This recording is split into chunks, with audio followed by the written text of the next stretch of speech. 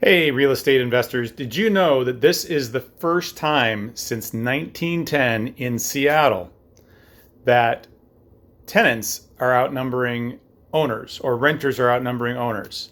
Very interesting statistics. In 1910, about 46.2% people own their home versus rent.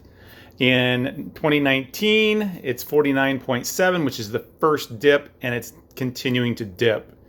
You might think the only factor is affordability, but this actually relates to the school calamity that we're having going on right now, where they're looking at closing about 18 to 22 schools in Seattle.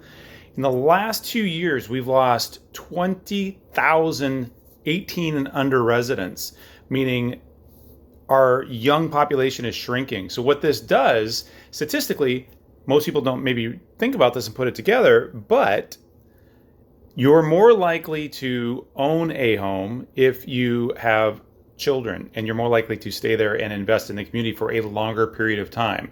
If you're younger and or without kids, you're less likely. You're more likely to be renting for the convenience and the affordability, etc. So, what can we take away from this? There's a lot of things that go into it, but is this a concerning trend from a financial aspect?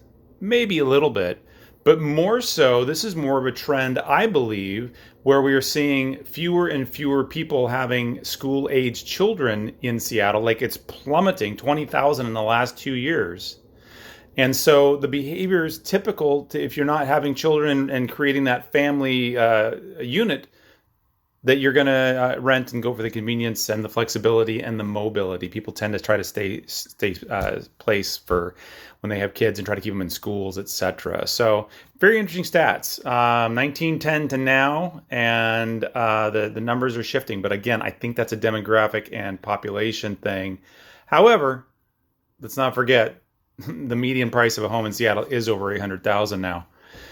So for you, if you want to look and see if it makes sense for you to buy, to rent, to maybe do a little bit of both, feel free to reach out to me. Glad to chat about it. I love crunching numbers. All right, stay strong. Keep investing.